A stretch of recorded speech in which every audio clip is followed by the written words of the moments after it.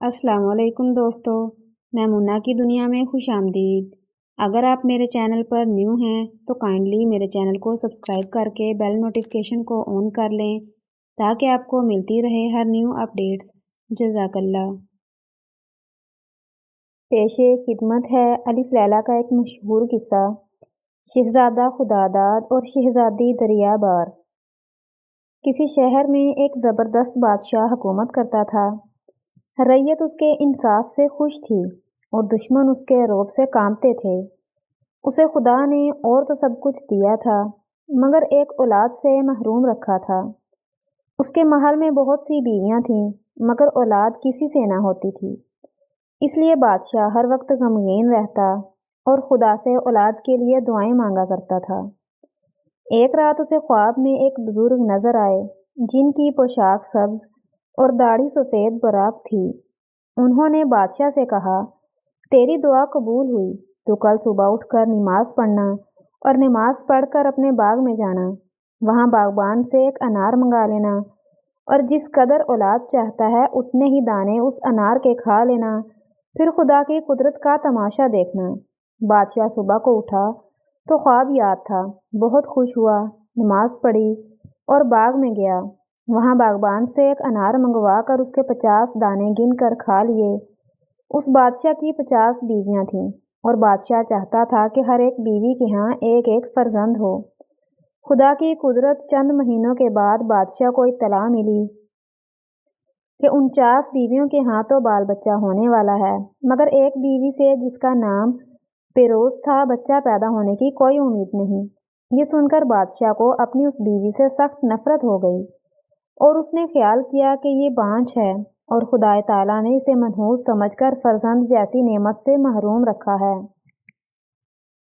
बादशाह ने चाहा कि मलका फिरोज को मरवा डाले, मगर वजीर ने बादशाह को समझाया और कहा कि शायद खुदा उसे भी बच्चे की माँ बना दे, इसलिए उसे कत्ल करना एक शहजादे को कत्ल करना है।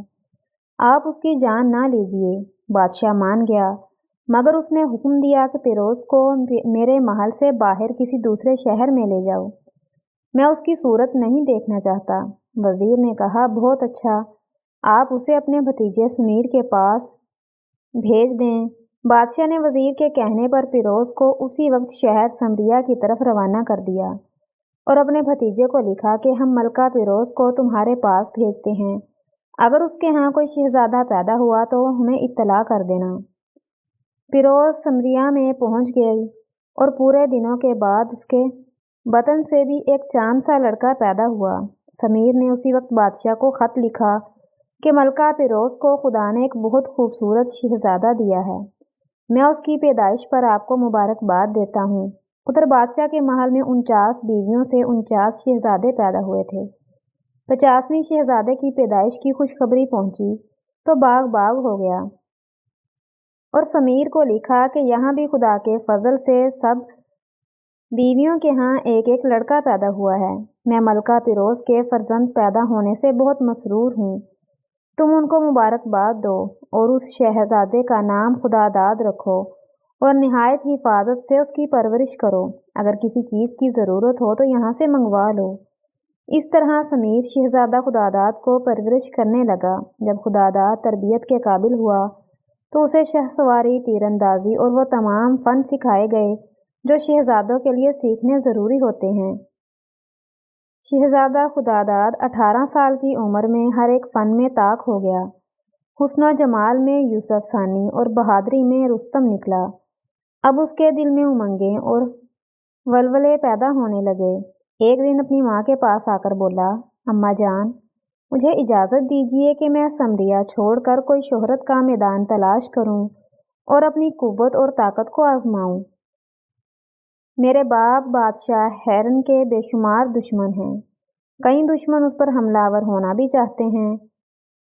मैं हैरान हूँ कि मेरा बाप ऐसे नाजुक मौका पर मुझे क्यों नहीं बुलाता। खुदा ने मुझे ताकत और हुनर बख्शा है, मुझे ऐसे वक्त में घर बैठना जवां मर्दी के खिलाफ मालूम होता है। जी चाहता है कि मैं अपने बाप के हजूर में हाजिर हो जाऊं और जब तक मेरे दूसरे भाई किसी काबिल नहीं होते अपने बाप की खिदमत बजा लाऊं। माँ ने कहा, प्यारे फर्जंद, अगरचे तुमसे जुदाई गवारा नहीं, لیکن ایسے وقت میں تمہیں روک نہیں سکتی، کیونکہ دشمنوں نے تمہارے باپ کے ملک کو چاروں طرف سے گھیرا ہوا ہے۔ بے شک تمہارا وہاں جانا نہایت ضروری ہے، مگر صرف اس وقت جب تمہارا باپ تمہیں بلا بھیجے۔ خدا داد نے کہا، مجھ سے طلبی کا اور انتظار نہیں ہو سکتا۔ باپ کے دیکھنے کو دل تڑپ رہا ہے، اس لیے میں پردیسی اور اجنبی بن کر وہاں پہنچوں گا اور اپنے آپ کو ظاہر نہ کروں گا اور ان کی خدمت بجا لاؤں گا۔ ملکہ پیروز اور سمیر دونوں یہ نہیں چاہتے تھے کہ وہ اس طرح بغیر طلب کیے باپ کے پاس جائے، چنانچہ انہوں نے بہت منع کیا، مگر شہزادہ خداداد نے کیا کیا کہ ایک دن شکار کا بہانہ کر کے اپنی نقرئی رنگ کے گھوڑے پر سندل کی کاٹھی کسی۔ اس کاٹھی پر لال اور زمرد جڑے ہوئے تھے، سونے اور جواہرات سے جڑاؤ لگام چڑھائی، کمان اپنے بازو پر لٹکائی اور سوار ہو کر سمریا سے نکل کر خاص رفیق اور مصاحب ساتھ تھے۔ اس شان و شوکت سے شہر حرین میں داخل ہوا کہ لوگ اس کی سواری کو دیکھتے رہ گئے۔ ایک دن فرصت پا کر بادشاہ کے حضور بے حاضر ہو گیا اور آداب بجا لایا۔ بادشاہ اس کے انداز اور مردانہ خوبصورتی سے بہت خوش ہوا، نہایت مہربانی سے اپنے پاس بٹھا لیا اور حسب نسب پوچھا۔ شہزادہ خداداد نے جواب دیا، خداوند آپ کو سلامت رکھے حضور، میں شہر قاہرہ کے ایک امیر کا فرزند ہوں۔ مجھے سیر و سیاحت کا بہت شوق ہے، جا بجا شہروں اور ملکوں کو دیکھتا ہوا اور سیر کرتا ہوا حضور کے قدموں میں حاضر ہوا ہوں۔ میں نے سنا ہے کہ حضور کو آج کل کوئی مہم درپیش ہے، اس لیے چاہتا ہوں کہ اس مہم میں اپنی بہادری کے جوہر دکھاؤں اور حضور کے دشمنوں کو خاک اور خون میں ملا دوں۔ بادشاہ شہزادے کی ایسی بہادرانہ گفتگو سن کر بہت خوش ہوا اور اسے اپنی فوج کا افسر مقرر کر دیا۔ شہزادے نے فوج کا معائنہ کیا، سپاہیوں کی ایسی دلجوئی کی کہ سپاہیوں کا دل مٹھی میں لے لیا۔ چند ہی دنوں میں اس نے سپاہیوں کو قواعد سکھا دی اور جنگ کا سامان درست کر لیا اور فوج کے انتظام کو ایسی ترقی دی کہ بادشاہ اس کو ملاحظہ فرما کر باغ باغ ہو گیا اور شہزادے خداداد کو ساری فوج کا سپہ سالار مقرر کر دیا۔ سلطنت کے تمام امیر وزیر بھی شہزادے کو لائق دیکھ کر اسے محبت کرنے لگے۔ خداداد کا قاعدہ تھا کہ وہ بادشاہ کو ہر طرح سے بہت خوش رکھتا اور فوج کے انتظام میں بھی کوتاہی نہ کرتا، اس لیے وہ دشمن جو حملہ کرنے کے منصوبے باندھے رہے تھے، فوجوں کی تیاریوں اور سپہ سالار کی سرگرمیوں کا حال سن کر اپنے ارادوں سے باز آ گئے۔ رفتہ رفتہ بادشاہ کو اس کی عقل اور دانش مندی پر ایسا بھروسہ ہو گیا کہ اس نے تعلیم و تربیت کے لیے اپنے سب شہزادوں کو اسی کے سپرد کر دیا۔ عمر میں تو شہزادہ خداداد بھی اپنے بھائیوں ہی کے برابر تھا، مگر چونکہ عقل، علم اور بہادری میں سب سے بڑا ہوا تھا، اس لیے ان کا حاکم بن گیا۔ اس بات سے تمام شہزادے اس کے دشمن بن گئے اور اسے تباہ کرنے کے لیے طرح طرح کے مشورے کرنے لگے۔ ایک نے کہا کہ ہمارے باپ کی عقل سٹھیا گئی ہے، دیکھو تو ایک اجنبی پر کتنا بھروسہ کر لیا ہے۔ دوسرے نے کہا، خدا کی قسم، اس ہتک امیز ذلت پر مر جانے کو جی چاہتا ہے۔ تیسرے نے کہا، بھائی، مجھ سے تو اس کی حکومت برداشت نہیں ہو سکتی، خدا کی شان ہم شہزادے ہو کر اس نالائق کی مرضی کے بغیر کوئی کام ہی نہیں کر سکتے۔ ایک اور بولا، بد دعاؤں سے تو کچھ نہیں بنے گا، اس کا زور توڑنے کی تدبیر ہونی چاہیے، کوئی ایسا کام کرو جس سے یہ شخص بادشاہ کی نظروں میں ذلیل ہو جائے۔ ایک اور من چلا بول اٹھا، اسے قتل ہی کیوں نہ کر دیں تاکہ روز کا جھگڑا ختم ہو جائے۔ لیکن ایک اور لال نجھکڑ نے کہا، مار ڈالنا فائدہ مند نہ ہوگا، کیونکہ یہ بات بادشاہ سے چھپی تو نہیں رہے گی، اس طرح وہ ہمارا جانی دشمن ہو جائے گا اور خدا جانے پھر ہمارے ساتھ کیا سلوک کرے۔ صلاح مشورے سے آخر یہ صلاح ٹھہری کہ خداداد سے اجازت لے کر شکار کو چلیں اور باہر نکل کر کچھ عرصہ روپوش رہیں۔ ہمارا باپ آخر ہمارا باپ ہے، جب کچھ دن تک ہم کو نہ دیکھے گا تو لازمی طور پر ہماری جدائی سے اسے فکر لگے گی، تلاش کرائے گا، جب ہم نہ ملیں گے تو ہمارے اتعلیق سے بدگمان ہو جائے گا اور یقین ہے کہ اس بے احتیاطی کے بدلے اسے قتل کرا دے۔ غرض صلاح پکی ہو گئی، سب مل کر خداداد کے پاس آئے اور ایک دن کے لیے شکار پر جانے کی اجازت طلب کی اور کہا ہم شام تک لوٹ آئیں گے۔ شہزادہ خداداد ان کے فریب سے بے خبر تھا، اس لیے اجازت دے دی، لیکن وہ اجازت پا کر جنگل میں ایسے گئے کہ پھر ان کا کوئی سراغ ہی نہ ملا۔ ایک دن انتظار کیا، دوسرے دن دیکھا، تیسرے دن آدمی دوڑائے، تلاش کی، مگر شہزادے کا شکار گاہ میں ہوں تو ملیں۔ اب تو خداداد گھبرا گیا، دوڑا دوڑا بادشاہ کے پاس آیا اور عرض کی کہ حضور آج تیسرا دن ہے، شہزادے شکار کو گئے تھے، اب تک واپس نہیں آئے، غلام کو بہت اندیشہ ہے۔ جب بادشاہ نے یہ بات سنی تو اسے خداداد کی بے پرواہی پر بہت غصہ آیا، مگر ضبط کر کے بولا، اے غافل اجنبی، تو نے میرے لاڈلے بیٹوں کو تنہا شکار پر جانے کیوں دیا تھا؟ خود ساتھ کیوں نہ گیا؟ اب تیرے حق میں بہتر یہی ہے کہ تو خود جا اور ان کو ڈھونڈ کر لا، اور میں تجھ کو پھانسی دلوا دوں گا۔ شہزادہ خداداد بادشاہ کی خفگی اور عتاب کو دیکھ کر ڈر گیا، فوراً تیاری کی اور شہزادوں کی تلاش میں اکیلا نکل کھڑا ہوا۔ شکار گاہ میں ڈھونڈا، گاؤں گاؤں پھرا، ہر جگہ ٹوہ لگائی، مگر کہیں پتہ نہ ملا۔ پھر تو اس چرواہے کی طرح جس کی بکریوں کا ریوڑ گم ہو گیا ہو، حیران اور پریشان جنگلوں میں مارا مارا پھرنے لگا۔ جب شہزادے کہیں نہ ملے تو بہت غمگین ہوا اور دل میں سوچنے لگا کہ آخر وہ گئے تو کہاں گئے؟ شاید کسی دشمن کے قابو آ گئے، یا شاید کسی زبردست دشمن کی قید میں ہیں۔ لیکن میں نے تو ان کو ساتھ لیے بغیر کہیں شہر ہیرن کو واپس نہ جاؤں گا۔ غرض اس طرح ڈھونڈتا ڈھونڈاتا جنگل جنگل پھرتا ایک دن ایک وسیع میدان میں جا پہنچا۔ اس میدان میں کالے پتھروں کا ایک محل بنا ہوا تھا۔ شہزادہ خداداد اس محل کے قریب پہنچا اور دیوار کے سائے میں سستانے کے لیے ٹھہر گیا۔ کیا دیکھتا ہے کہ ایک طرف اونچی کھڑکی میں سے ایک بہت خوبصورت عورت بیٹھی ہوئی ہے۔ اس کے بال کھلے ہوئے، کپڑے میلے کچیلے اور چہرے کا رنگ زرد ہو رہا ہے۔ خداداد کو معلوم ہوا کہ وہ کچھ کہہ بھی رہی ہے۔ کان لگا کر سنا تو یہ سمجھ میں آیا، اے جوان، اس خوفناک جگہ سے بھاگ جا، ورنہ ابھی کوئی دم میں ایک ظالم کے ہاتھ میں گرفتار ہو جائے گا۔ اس مکان مالک ایک آدم خور زنگی ہے، جو لوگ مصیبت کے مارے یہاں آ نکلتے ہیں وہ ان کو پکڑ لیتا ہے اور اپنے کھانے کے لیے قید خانے میں بند کر دیتا ہے۔ خداداد نے اس عورت سے پوچھا، تم کون ہو اور کہاں کی رہنے والی ہو؟ اس نے جواب دیا کہ میں بڑی دور کی رہنے والی ہوں، اپنے شہر سے بغداد کی طرف جا رہی تھی کہ اس منحوس میدان سے گزری اور اس بدبخت زنگی سے سامنا ہو گیا۔ اس نے میرے سب نوکروں کو قتل کر کے کھا لیا اور مجھے یہاں رکھ لیا۔ اب میں بھی کوئی دم کی مہمان ہوں، کیونکہ وہ آدم خور مجھے بھی ڈراتا دھمکاتا رہتا ہے اور کہتا ہے کہ مجھ سے شادی کر لے اور میری بیوی بن کر یہاں رہ جا، ورنہ میں تجھے بھی کھا جاؤں گا۔ اب تک میں نے اس کا کہنا نہیں مانا، اس لیے مجھے امید ہے کہ آج کل میں وہ ناراض ہو کر مجھے بھی قتل کر ڈالے گا۔ میں اپنی جان سے ہاتھ دھوئے بیٹھی ہوں، پر تم فوراً بھاگ جاؤ، کیونکہ اس وقت وہ مسافروں کی تلاش میں باہر گیا ہوا ہے۔ ابھی کوئی دم میں آتا ہوگا۔ وہ یہ کہہ ہی رہی تھی کہ دور سے بدمعاش زنگی نمودار ہو گیا۔ اس میں شک نہیں کہ وہ واقعی ایک غول بیابانی تھا، قد میں دیو، ڈراؤنی اور ہیبت ناک شکل، ایک زبردست ترکی گھوڑے پر سوار۔ شہزادہ خداداد اس موذی کی صورت دیکھ کر ڈرا اور دل ہی دل میں دعا مانگنے لگا کہ اے خداوند تعالیٰ، مجھے اس ظالم کے شر سے محفوظ رکھنا۔ یہ دعا مانگ کر شہزادے نے تلوار کھینچ لی اور دل کو مضبوط کر کے اس کے قریب آنے کا انتظار کرنے لگا۔ جب زنگی قریب پہنچا تو اس نے دیکھا کہ ایک نازک سا شخص تلوار کھینچنے مقابلہ کرنے کے لیے کھڑا ہے۔ زنگی نے اسے ایک نازک سا شخص تلوار کھینچے مقابلہ کرنے کے لیے کھڑا ہے۔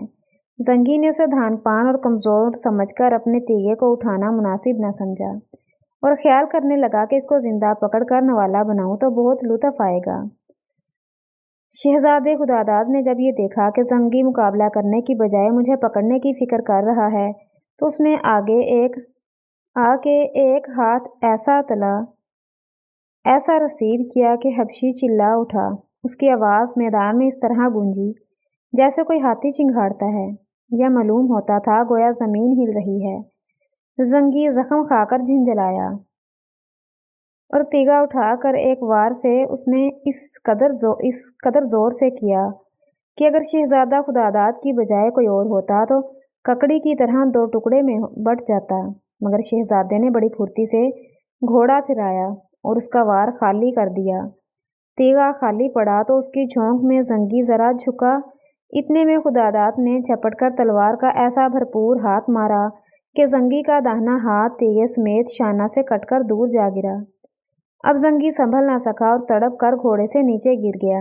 شہزادہ بھی جھٹ اپنے اصیل گھوڑے سے نیچے اترا اور پے در پہ کئی ہاتھ تلوار کے مارے اور زنگی کے ٹکڑے ٹکڑے کر ڈالے اور پھر اس کا سر اتار کر دور پھینک دیا۔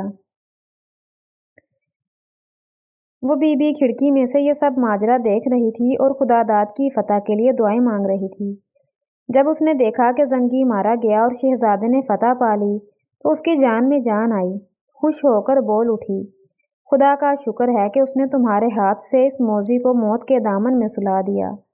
اب تم قفل کھول کر مکان میں آ جاؤ، کنجیاں اس موذی کے پاس ہیں۔ شہزادے نے زنگی کی جیب سے کنجیوں کا گچھا نکالا اور قفل کھول کر اس سنگین محل میں داخل ہو گیا۔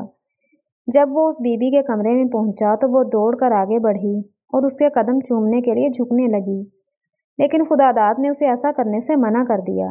اس بی بی نے خداداد کی بہادری کی بڑی تعریف کی۔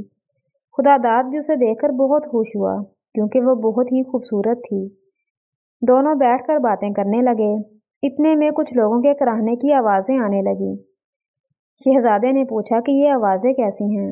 عورت نے جواب دیا، اس مکان میں بہت سے ایسے بد نصیب قید ہیں جن کو وہ حبشی ہر روز اپنے کھانے کے لیے پکڑ پکڑ کر لاتا اور ہر روز کباب بنا بنا کر کھاتا تھا۔ خداداد نے کہا، تو پھر ان سب کو رہا کر کے مجھے بڑی خوشی ہوگی۔ چلو مجھے بتاؤ کہ وہ لوگ کہاں قید ہیں؟ دونوں اٹھے اور سیڑھیوں سے اتر کر ایک تہہ خانے کے دروازے پر پہنچے۔ خداداد نے ایک کنجی قفل میں لگائی مگر وہ نہ لگی، پھر دوسری لگائی، وہ بھی نہ لگی۔ جوں جوں قفل کھلنے میں دیر ہوتی جا رہی تھی، اندر سے فریاد اور رونے پیٹنے کی آوازوں میں زیادتی ہوتی جا رہی تھی۔ خداداد کو رنج ہوا، وہ پوچھنے لگا کہ یہ لوگ بے صبری کیوں کر رہے ہیں؟ عورت نے جواب دیا کہ ہمارے پاؤں اور کنجیوں کی آہٹ سے یہ لوگ خیال کرتے ہیں کہ حبشی آ گیا ہے، اب کوئی دم میں ایک دو کباب کرنے کے لیے نکال لے جائے گا، اس لیے روتے پیٹتے ہیں اور شور مچاتے ہیں۔ ہر ایک یہی خیال کر رہا ہے کہ آج کہیں میری باری نہ آ جائے۔ اتنے میں ایک کنجی قفل میں لگ گئی اور دروازہ کھل گیا۔ ان لوگوں کی آواز تہہ خانے میں سے اس طرح سنائی دیتی تھی جیسے کوئی زمین کے نیچے بول رہا ہے۔ جب خداداد اس عورت کے ہمراہ تہہ خانے میں اترا تو دیکھا کہ وہاں بہت سے آدمی زنجیروں سے بندھے ہوئے تھے، 100 سے زیادہ آدمی وہاں قید تھے۔ خداداد نے بلند آواز سے کہا اور سب کو تسلی دی، کہا، گھبراؤ نہیں، میں تمہیں آزاد کرانے آیا ہوں۔ پھر اس نے زنجیروں کو کھولنا شروع کیا۔ جو شخص آزاد ہو جاتا تھا وہ دوسروں کو آزاد کرنے میں مدد دیتا تھا۔ تھوڑی دیر میں سب کو آزاد کر کے اور ساتھ لے کر خداداد اس گہرے اور اندھے کنویں سے باہر نکلا۔ روشنی میں ان پر نظر پڑی تو ان میں شہزادے بھی نظر آئے۔ خداداد اپنے بھائیوں کو اس حال میں دیکھ کر بے تاب ہو گیا، ایک ایک کو گلے سے لگایا اور سب کو گنا تو وہ خوش قسمتی سے پورے تھے۔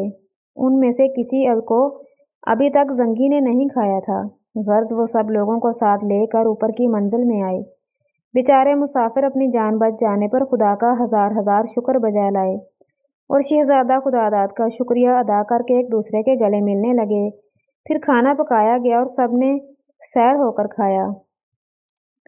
اس کے بعد اسباب کی پڑتال شروع ہوئی۔ مال ذرا اس قدر تھا کہ اٹھائے نہ اٹھ سکتا تھا۔ لوگوں نے پہچان کر اپنا اپنا مال الگ کر لیا۔ پھر سب مل کر استبل میں پہنچے۔ وہاں اونٹ گھوڑے سب موجود تھے۔ ان کے علاوہ اس زنگی کے حبشی غلام بھی تھے جو قیدیوں کو آزاد دیکھ کر سمجھ گئے کہ ہمارا آقا مارا گیا۔ پھر تو وہ ایسے بھاگے کہ پیچھے مڑ کر نہ دیکھا۔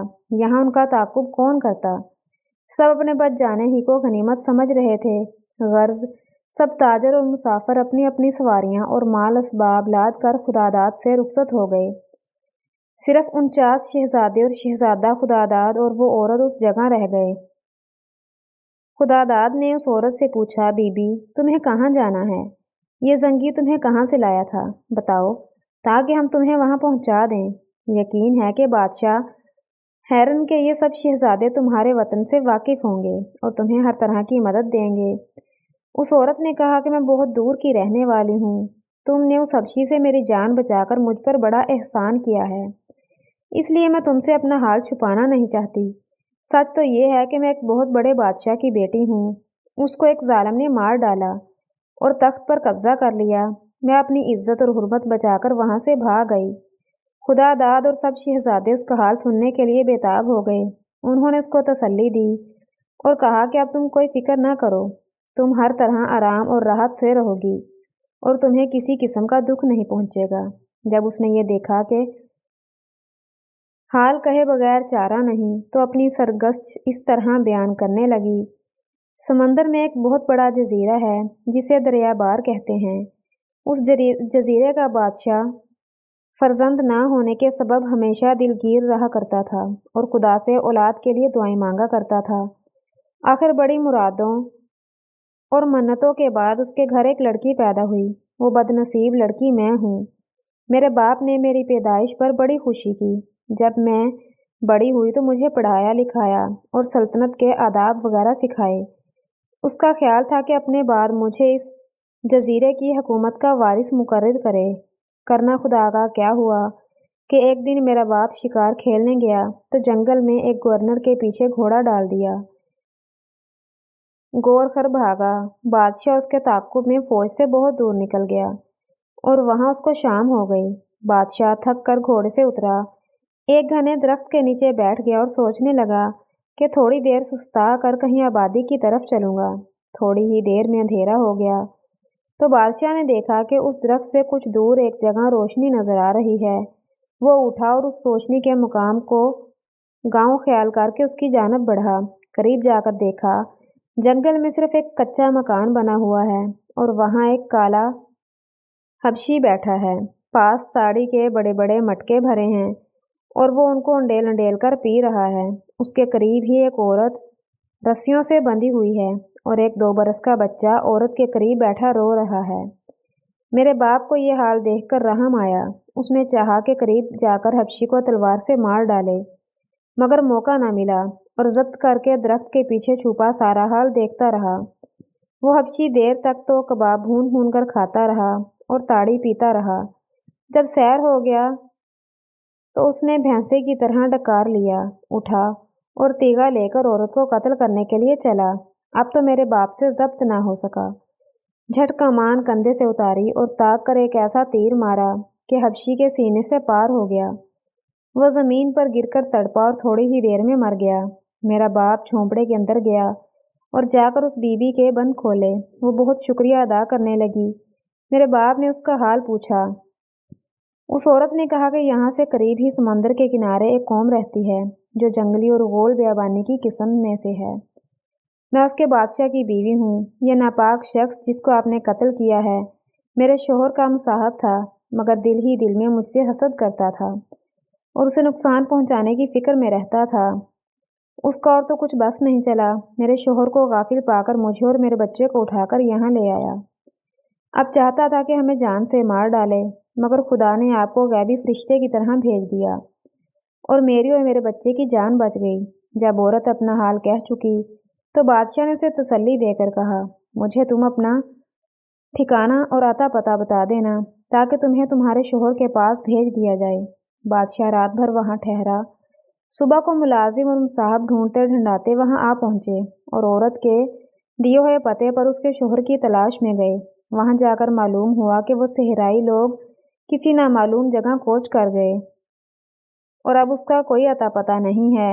بادشاہ اس عورت کو بچے سمیت شہر دریابار میں لے آیا، ایک مکان رہنے کو دیا اور لڑکے کو اپنے بچوں کی طرح پالنے لگا۔ جب وہ کچھ سیانا ہوا تو اس کو ہر طرح کے ہنر سکھائے اور فوج کا افسر بنا دیا۔ یہ لڑکا جوان ہو کر بہت خوبصورت نکلا۔ میرے باپ نے چاہا کہ میری شادی اس کے ساتھ کر دے۔ اس نے اپنے پالک سے بھی یہ بات کہہ دی اور شرط مقرر کی کہ ہم اپنی بیٹی کی شادی تم سے ایک شرط پر کرتے ہیں اور وہ یہ ہے کہ تم اس کے سوا دوسری کوئی بیوی نہ کرنا۔ یہ شرط اس مغرور نوجوان کو پسند نہ آئی۔ دل میں اس نے بہت برا مانا مگر منہ سے کچھ نہ بولا۔ اس نے خیال کیا کہ مجھے بیوارث اور حقیر سمجھ کر یہ شرط پیش کی گئی ہے۔ بس اسی دن سے وہ میرے باپ کا دشمن ہو گیا اور اسے برباد کرنے کے منصوبے بنانے لگا۔ آخر ایک دن اسے موقع مل گیا۔ اس نے شکارگاہ میں غافل دیکھ کر میرے باپ کو قتل کر ڈالا اور مجھے قتل کرنے کے لیے محل کا رخ کیا، مگر میرے باپ کا برا وزیر موقع پر پہنچ گیا۔ اس نے جھٹ مجھے محل سے نکالا اور ایک جہاز میں سوار کر کے خادمہ کے ہمراہ قاہرہ کی طرف روانہ کر دیا، کیونکہ وہاں میرے رشتہ دار حکومت کرتے ہیں۔ مجھے امید تھی کہ قاہرہ پہنچتے ہی میرے رشتہ دار فوج لے کر دریا بار پر چڑھائی کر دیں گے اور اس خود سر نمک حرام سے میرے باپ کے قتل کا بدلہ لیں گے، مگر تیسرے دن جہاز طوفان میں جا پھنسا اور ایک چٹان سے ٹکرا کر پاش ہو گیا۔ جب جہاز ٹکڑے ٹکڑے ہو گیا تو میں ایک تختے پر بیٹھی سمندر کے رحم پر بہنے لگی۔ ساتھی سب سمندر میں غرق ہو گئے۔ موجوں کے تھپیڑوں نے مجھے کنارے لگا دیا اور میں مصیبتیں اور نامرادیاں دیکھنے کے لیے زندہ بچ گئی۔ میں کنارے پر پہنچ کر بے ہوش ہو گئی تھی۔ جب ہوش آیا تو اپنے آپ کو زندہ دیکھ کر پہلے خدا کا شکر بجا لائی، پھر ادھر ادھر دیکھا تو کوئی انسان نظر نہ آیا۔ اب تو میں گھبرائی اور چیخے مار مار کر رونے لگی۔ جب رو چکی تو یہ سوچ کر اٹھی کہ اس تنہائی سے تو یہی بہتر ہے کہ پھر سے دریا میں ڈوب مروں۔ یکایک پیچھے سے گھوڑوں کے ہنہنانے کی آواز آئی اور آدمیوں کے شور و غل میں رک گئی۔ مڑ کر کیا دیکھتی ہوں کہ بہت سے مسلح سوار اور ان کے درمیان ایک حسین شہزادہ بہت خوبصورت لباس پہنے، ہیرے کا کمربند باندھے چلا آ رہا ہے۔ اس کی صورت سے ریاست کے آثار ظاہر ہوتے تھے۔ ان لوگوں نے آ کر مجھے تنہا دیکھا تو حیران ہو گئے۔ شہزادے نے میرا حال دریافت کرنے کے لیے ایک افسر کو بھیجا۔ افسر نے آ کر چند سوال مجھ سے پوچھے، مگر میں نے کوئی جواب نہ دیا، صرف زاروں زار روتی رہی۔ جب ان لوگوں نے جہاز کے ٹوٹے ہوئے تختے ادھر ادھر بکھرے دیکھے تو سارا ماجرا سمجھ گئے۔ پھر ان افسروں نے مجھے گھیر لیا اور دلاسا دے دے کر میرا حال پوچھنا چاہا۔ اب بھی میں شرم کے مارے کچھ نہ کہہ سکی تو شہزادے نے سب کو حکم دیا کہ ذرا دور جا کر کھڑے ہوں اور خود میری طرف بڑھا اور بڑی تسلی سے کہنے لگا، بی بی تم کسی قسم کا اندیشہ نہ کرو، میں تمہارا حال اس لیے پوچھتا ہوں کہ تم کو اپنی ماں باپ کے پاس لے چلوں۔ تم ان کے پاس ہر طرح سے خوش رہو گی اور تمہیں کسی قسم کی تکلیف نہیں پہنچے گی۔ میں ان شہزادے کو نیک اور مہربان سمجھ کر ٹوٹی پھوٹی زبان میں اپنا حال سنایا اور شہزادہ میری مصیبت سن کر آنکھوں میں آنسو بھر لایا اور تسلی دے کر مجھے اپنے ساتھ اپنے ہاں محل میں لے گیا۔ اس کی نیک ماں میرے ساتھ بڑے سلوک اور مہربانی سے پیش آئی اور ہر طرح میری دلجوئی کرنے لگی۔ وہ شہزادہ مجھ سے شادی کرنا چاہتا تھا۔ اس کی ماں نے یہ رشتہ منظور کر لیا اور بڑی دھوم دھام سے میری شادی کا سامان ہونے لگا۔ لیکن قسمت کو کچھ اور منظور تھا۔ اس جزیرے کے قریب ہی زنگبار کی سلطنت تھی اور اس کا بادشاہ ہمیشہ اس جزیرے کو حاصل کرنے کی فکر میں لگا رہتا تھا۔ اب عین برات کے رات اس نے حملہ کیا اور چاہا کہ مجھے اور میرے منگیتر کو گرفتار کرے، مگر ہم موقع سے پر خبردار ہو گئے اور گھوڑوں پر سوار ہو کر بھاگ نکلے۔ سمندر کے کنارے پہنچے تو ماہی گیر کی ایک ڈونگی ہاتھ لگ گئی۔ ہم دونوں نے اس کو غنیمت سمجھا، سوار ہوئے اور کھینچنا شروع کر دیا، لیکن جب ڈونگی کنارے سے ہٹ کر سمندر پہنچی تو پانی کی ایک تیز روح نے ڈونگی کو تنکے کی طرح سر پر اٹھا لیا اور بہانا شروع کر دیا۔ ڈونگی بہتی چلی جا رہی تھی اور ہم مجبور ہو کر قسمت کا منہ تک رہے تھے۔ کچھ خبر نہ تھی کہ موجیں ہمیں کہاں لے جا رہی ہیں۔ ڈونگی 3 دن تک بہتی رہی اور ہم بھوکے پیاسے بیٹھے ایک دوسرے کو حسرت سے تکتے رہے۔ تیسرے دن دور سے دیکھا کہ ایک جہاز اس طرف چلا آتا ہے۔ ہم خوش ہوئے اور رومال ہلا ہلا کر جہاز والوں کو اپنی طرف آنے کا اشارہ کرنا شروع کیا۔ جہاز والوں نے ہمیں دیکھ کر جہاز کا رخ ڈونگی کی طرف کیا۔ جب قریب پہنچا تو ہم نے دیکھا کہ یہ تو سمندری ڈاکوؤں کا جہاز ہے۔ ڈاکو کشتیوں میں بیٹھ کر آئے اور ہماری کشتی کو چاروں طرف سے گھیر لیا۔ پھر وہ ہماری ڈونگی پر چڑھے آئے اور ہمیں گرفتار کر کے جہاز پر لے گئے۔ انہوں نے میرے منہ سے زبردستی برقع اٹھا کر میری صورت دیکھی اور پھر ان میں سے ہر ایک کہنے لگا کہ اسے تو میں اپنی باندی بناؤں گا۔ اس بات پر ان میں تکرار ہو گئی اور انہوں نے تلواریں کھینچ کر ایک دوسرے کو قتل کرنا شروع کر دیا۔ تھوڑی دیر میں سب ایک دوسرے کے ہاتھ مارے گئے، صرف ایک زبردست ڈاکو بچ گیا۔ وہ مجھ سے مخاطب ہو کر بولا، मैं तुझे काहिरा में ले जाकर बेच डालूंगा। फिर उसने बंधे हुए शहजादे की तरफ देखकर पूछा, ये कौन शख्स है और तेरा इससे क्या रिश्ता है? मैंने जवाब दिया, ये मेरा शोहर है। उसने कहा, अगर ये बात है तो मैं इसे अभी मुसीबत से रिहा कर देता हूँ। फिर उस जालिम ने मेरे देखते ही देखते शहजादे को उठाकर दरिया में फेंक दिया। मैं चीखती चिल्लाती और वावेला करती रह गई, लेकिन रस्सियों से बंधी हुई थी, इसलिए कुछ नहीं कर सकती थी।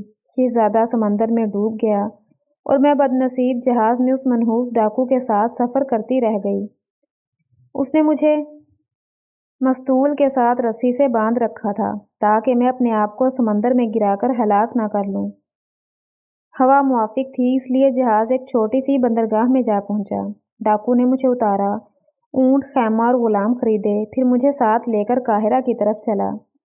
मैं काहिरा जाने से खुश थी क्योंकि वहाँ मेरे रिश्तेदार हुकूमत करते थे, लेकिन अभी 2 मंजिलें ही तय हुई थी कि दूर से एक स्याह मीनार सा नजर आया। असल में वो मर्दम ख्वार यही जंगी था।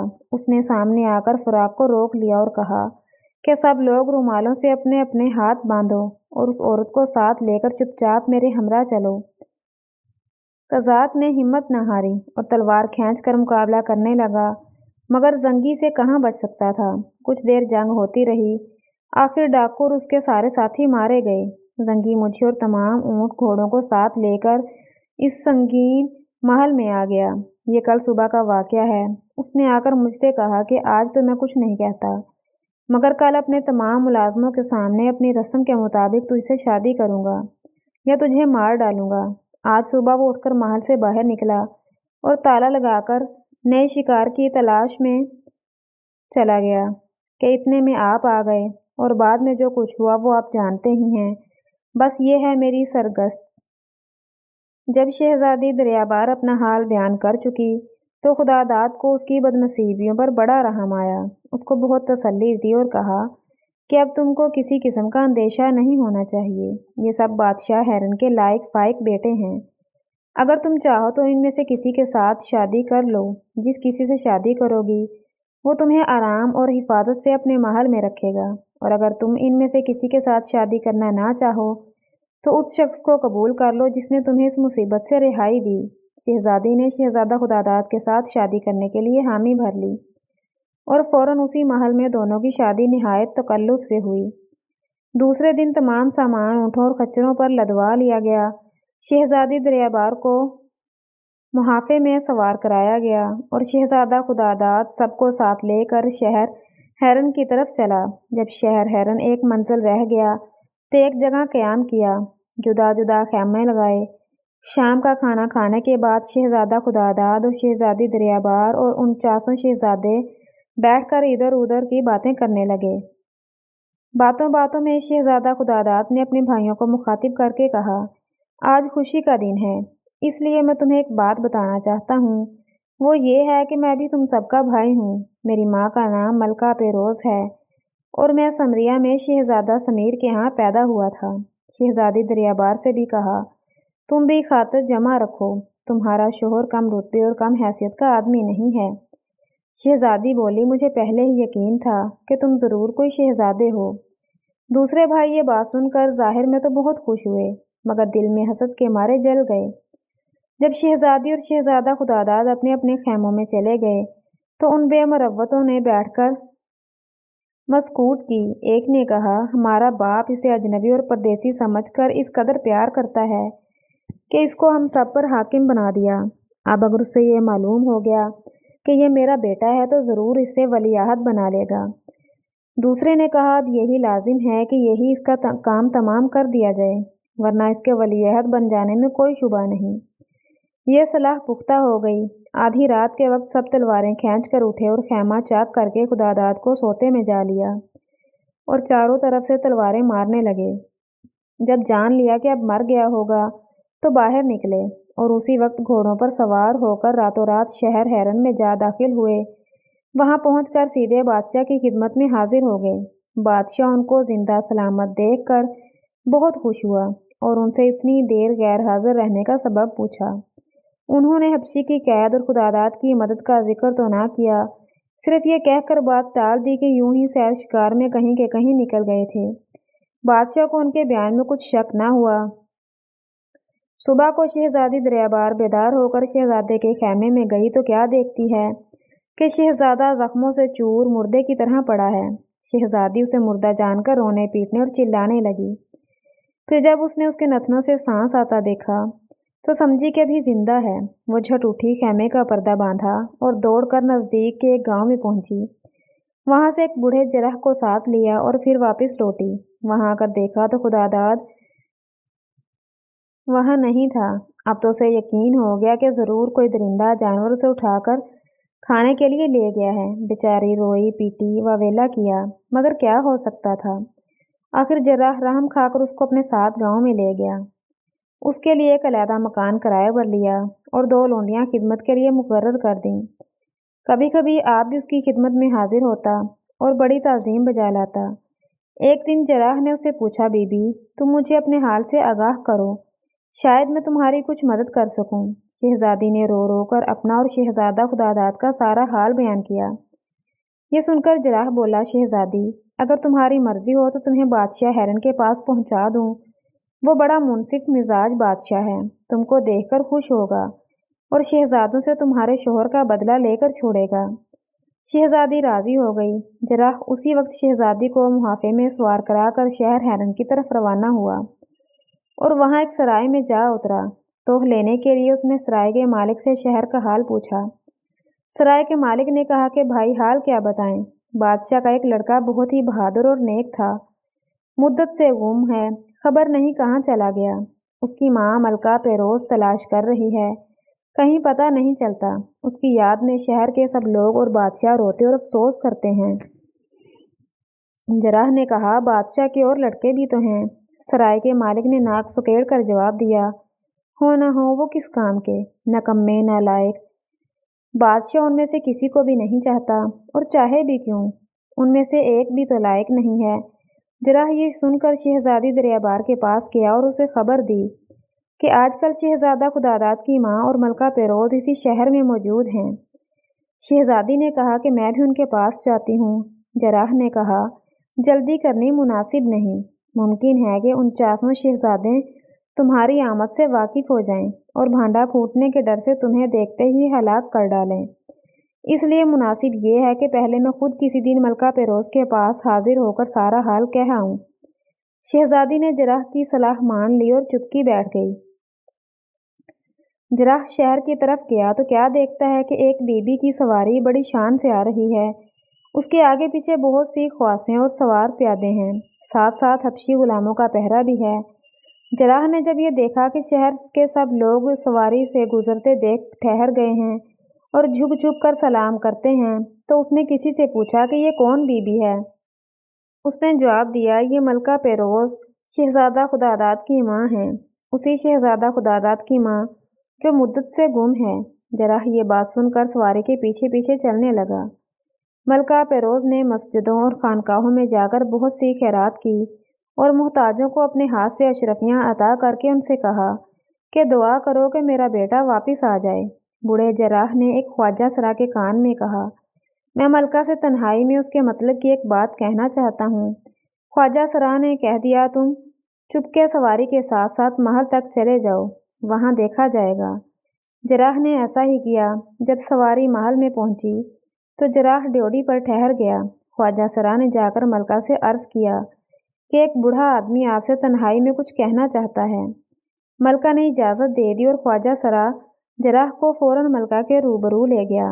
جرح نے آداب بجا لا کر شہزادہ خداداد کے احسانوں اور اس کے بھائیوں کی بدسلوکی کا سارا حال ملکہ کو سنا دیا اور یہ بھی بتا دیا کہ آپ کی بہو شہزادی دریابار اسی شہر میں موجود ہے۔ ملکہ پیروز یہ حال سن کر بہت خوش ہوئی۔ ملکہ پیروز یہ حال سن کر بے ہوش ہو گئی۔ خواصوں نے توڑ کر اٹھایا، کیوڑا اور لکھلخا سنگھایا۔ جب ملکہ ہوش میں آئی تو جرح سے بولی، تم جا کر میری طرف سے شہزادی دریابار کو تسلی دو۔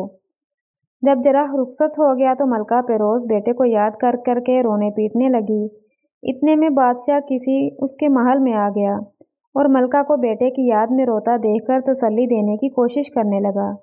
मलका ने सारा हाल बादशाह से कहा। बादशाह ये बात सुनकर अपने बेटों की इस कमीना हरकत पर आग बगोला हो गया।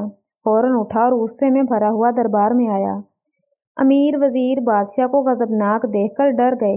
बादशाह ने तख्त पर इजलास फरमाया और वजीर आजम को हुक्म दिया कि इसी वक्त 1000 सिपाही लेकर जाओ और उन 400 शहजादों को गिरफ्तार करके उस मकान में रख दो जहां खूनी रखे जाते हैं। खबरदार उनमें से कोई निकलकर कहीं जाने ना पाए। वजीर उसी वक्त सिपाही लेकर गया और थोड़ी देर में आकर इत्तला की कि हजूर के हुक्म की तामील कर दी गई है और शहजादे इस वक्त खूनियों की कोठरियों में बंद हैं। बादशाह ने उसी वक्त सब दाद ख्वाहों को रुखसत किया और कहा कि मुझे 1 महीने तक अदालत घर में बैठने की फुर्सत नहीं है। तुम सब 1 महीने के बाद हाजिर होना। फिर वजीर को साथ लिया और मरका पेरोज के महल में गया और वजीर को फरमाया कि कारवान सरा में जा और वहां से शहजादी दरियाबार को जराह समेत बड़ी इज्जत से मेरे पास लेकर आ। वजीर उसी वक्त अमीर और फौज को साथ लेकर उस कारवान सरा में गया जहां शहजादी उतरी हुई थी। शहजादी को बादशाह की तरफ से सब बातें कहीं और सवार कराकर जराह समेत बड़ी शान और इज्जत से मलका पेरोज के महल की तरफ ले चला। शहर के लोगों ने जब सवारी देखी और उनको मालूम हुआ कि ये शहजादी शहजादे से खुदादाद की बीवी है तो सब बहुत खुश हुए और चर्चा होने लगा कि अब शायद हमारे प्यारे शहजादे खुदादाद का पता भी चल जाए। गर्ज सवारी मलका पेरोज के महल में पहुंची। शहजादी दरियाबार बादशाह और मलका को देखकर सवारी से उतरी और दोनों के कदमों में हुई। बादशाह ने सर पर बोसा दिया, मलका ने गले लगाया और बदनसीब बहू कहकर बैन करने लगी। दोनों इतना रोए कि हिचकियां बन गईं। जब ज़रा तबीयत ठहर गई तो शहजादी ने बादशाह की खिदमत में अर्ज़ की, हजूर, मैं उम्मीद करती हूँ कि जिन लोगों ने मेरे शोहर को इस संगदिल से कत्ल किया है उनसे बदला लिया जाएगा। बादशाह ने कहा, बेटी तुम सब्र करो, मैंने उन कमबख्तों में से एक को भी जिंदा नहीं छोड़ूंगा। फिर बादशाह ने कहा कि अगरचे मैंने अपने प्यारे बेटे की लाश नहीं पाई मगर इसका मकबरा बनाना ज़रूरी है। इसी वक्त वज़ीर को हुक्म दिया गया कि चंद दिनों के अंदर संगे मरमर का एक खूबसूरत मकबरा तैयार हो जाए। वज़ीर ने शहर के दरमियानी मैदान में एक आलीशान मकबरा बनवाया। जब मकबरा तैयार हो गया तो बादशाह हैरन और मलका पेरोज एक दिन उसमें मातम के लिए गए। शहर के और लोग भी वहां जमा हो गए और शहजादा खुदादाद को याद कर करके रोने लगे। बादशाह अमीरों वज़ीरों समेत मकबरे के अंदर गया और देर तक सजदे में पड़ा गिड़गिड़ाता रहा। बादशाह, वज़ीर और शहर के लोग बैठे रो रहे थे कि इतने में सवारों का एक वफद वहां आया। उन सवारों के सर झुके हुए और आंखें आधी खुली आधी बंद थीं। ये सवार 2 मरतबा मकबरे के गिर्द फिरे, तीसरी मरतबा सामने आकर खड़े हो गए और गुल मचाकर कहने लगे, ऐ बादशाह के फर्जंद, अगर हमारी शमशीर और बाजू की कुव्वत से तुम्हारी रिहाई मुमकिन होती तो हम अपनी जानें लड़ा देते, मगर क्या करें, खुदा के हुक्म से मजबूर हैं। ये कहकर वो सवार जिधर से आए थे उधर चले गए। थोड़ी देर के बाद 100 गोशा नशीन बुजुर्ग आए। उन्होंने अपनी उम्रें गारों के अंदर इबादत में गुजारी थीं और कभी आदमी की सूरत न देखी थी। उनमें से एक बुजुर्ग के सर पर बड़ी भारी किताब थी, जैसे एक हाथ से थामे हुए था। ये भी 3 मरतबा मकबरे के गिर्द फिरे, फिर ठहर गए और उनमें से किताब वाले बुजुर्ग ने पुकार कर कहा, ऐ शहजादे, अगर हमारी दुआ से तुम्हारी रिहाई हो और जान बच जाए तो हम जान और दिल से हाजिर हैं, मगर खुदा के हुक्म के आगे हमें भी चारा नहीं। ये कहकर वो भी चले गए। थोड़ी देर बाद 50 बीबियां आईं जो सफ़ेद घोड़ों पर सवार थीं। घोड़ों की ज़ेन मरसा और बीबियों के सरों पर जवाहरात की भरी हुई टोकरियां थीं। यह भी इस तरह मकबरे के गिर्द फिरीं, फिर मकबरे के दरवाजे पर खड़ी हो गईं और उनमें सबसे छोटी ने पुकार कर कहा, ऐ शहजादे, अगर हम और ये ज़रो जवाहर तुम्हारी रिहाई का बायस हो सकें तो हाजिर हैं। हम तेरी लोंडियां हैं, मगर इस जगह ये चीज़ें कुछ हकीकत नहीं रखती। ये कहा और रोध होकर वो भी जिस तरफ से आई थी उसी तरफ चली गईं। उनके बाद बादशाह और सब अमीर वज़ीर मकबरे के गिर्द 3 मरतबा घूमे और बादशाह ने दरवाजे के सामने ठहर कर कहा, ऐ फर्जंद, तेरी जुदाई में मेरी आंखें बेनूर हो रही हैं, आ और इनको रोशन कर। गर्ज ऐसी बातें करके बादशाह اور اس کے ساتھیوں نے خوب ماتم کیا۔ جب سب نڈھال ہو گئے تو واپس چلے گئے۔ غرض اسی طرح ہفتے ماتم ہوتا۔ جب لوگ خداداد کو رو پیٹ کر چلے جاتے تو مقبرے کا دروازہ ایک ہفتے کے لیے بند ہو جاتا۔ ایک دن بادشاہ نے وزیر کو حکم دیا کہ پھانسیاں گڑواؤ اور سب شہزادوں کو سرے بازار پھانسی دے دو۔ یہ خبر سارے شہر میں مشہور ہو گئی اور ان کے قتل کا سامان ہونے لگا۔ اتنے میں خبر آئی کہ ایک دشمن جسے بادشاہ نے اس سے پہلے کئی مرتبہ شکست دی تھی پھر سے چڑھا چلا آتا ہے۔ بادشاہ یہ خبر سن کر گھبرایا اور سب امیر وزیر بے چین ہو کر کہنے لگے، آج شہزادہ خداداد ہوتا تو اس دشمن کو مار مار کر بھگا دیتا۔ جس طرح بھی ہو سکا بادشاہ نے فوج اکٹھی کی اور مقابلے کے لیے باہر نکلا۔ دوسری طرف بھاگ جانے کی تیاریاں بھی کر رکھی تھیں کہ شاید شکست ہو جائے تو اس صورت میں دریا کی راہ سے کسی طرف کو نکل سکیں گے۔ دونوں لشکر گت گئے، تلواریں چمکی، تیر چلے اور دونوں طرف کے سپاہی خاک اور خون میں لوٹنے لگے۔ قریب تھا کہ بادشاہ ہیرن کو شکست فاش ہو جائے، مگر یکایک سواروں کی ایک فوج دور سے نمودار ہوئی اور آتے ہی ایسی بے جگری سے دشمن پر پل پڑی کہ دشمن کے چھکے چھوٹ گئے اور اس کی فوج سر پر پاؤں رکھ کر بھاگ گئی۔ بادشاہ ہیرن بڑا حیران ہوا کہ یہ کس کی فوج ہے جس نے ایسے آڑے وقت میں میری مدد کی۔ لوگوں سے کہا کہ جاؤ اس فوج کے سردار کو میرا سلام دو، پھر شکریہ ادا کر کے کہو کہ بادشاہ ہیرن آپ سے ملاقات کرنا چاہتا ہے۔ مگر اتنے میں دشمن کو شکست دے کر وہ فوج اس طرف بڑھی اور اس کا سردار آ کر بادشاہ کے قدموں میں گر پڑا۔ بادشاہ نے اسے پہچان لیا کیونکہ یہ اس کا بہادر بیٹا شہزادہ خداداد ہی تھا۔ بادشاہ خوشی کے مارے بے ہوش ہو گیا۔ جب ہوش آیا تو خداداد کو سینے سے لپٹا کر منہ سر چوما اور پوچھا کہ بیٹا تم آج تک کہاں تھے اور آج یکایک عین موقع پر کس طرح پہنچ گئے؟ خداداد نے عرض کی، ابا جان، مر جانے میں تو کوئی کسر نہ رہی تھی، مگر خدا نے آج کے دن کے لیے مجھے زندہ رکھ لیا تھا۔ بادشاہ نے کہا، بیٹا مگر مجھے تمہاری جوان مردوں کا سب حال معلوم ہونا چاہیے۔ مجھے معلوم ہے کہ تم نے کس طرح جان جوکھوں میں ڈال کر اپنے بھائیوں کو زنگی کی قید سے چھڑایا اور پھر ان بے مروتوں نے کس طرح تمہارے ساتھ بدسلوکی کی۔ اب اپنی ماں کے پاس چلو، وہ تمہارے غم میں دیوانی ہوئی جا رہی ہے۔ راستے میں خداداد نے باپ سے پوچھا کہ خداوند آپ کو اس مردم خوار زنگی کا حال معلوم کس طرح معلوم ہوا؟ شاید میرے بھائیوں نے اس کا تذکرہ کیا ہوگا۔ بادشاہ نے کہا، نہیں، تمہاری بیوی شہزادی دریابار سے ساری باتیں معلوم ہوئیں۔ وہ آج کل یہیں تمہاری ماں کے پاس مقیم ہے اور تمہارے بھائیوں سے بدلہ لینے کو کہتی ہے۔ خداداد یہ خوشخبری سن کر شہزادی دریابار بھی یہیں ہے، موجود ہے، بہت خوش ہوا۔ دونوں ملکہ پیروز کے محل میں پہنچے۔ ماں نے بیٹے کو سینے سے لپٹا لیا اور خوشی کے آنسو بہانے لگی۔ شہزادی دریابار بھی آ کر ملی اور چاروں بیٹھ کر دکھ سکھ کی باتیں کرنے لگے۔ خداداد نے بیان کیا کہ جب رات کو بھائیوں نے تلواریں مار مار کر مجھے چور چور کر دیا تو میں بے ہوش ہو گیا تھا۔ اس کے بعد مجھے کچھ معلوم نہیں کہ کیا واقعہ ہوا۔ کئی دن کے بعد مجھے ہوش آیا تو دیکھا کہ میں ایک شتربان کے گھر میں چارپائی پر لیٹا ہوا ہوں۔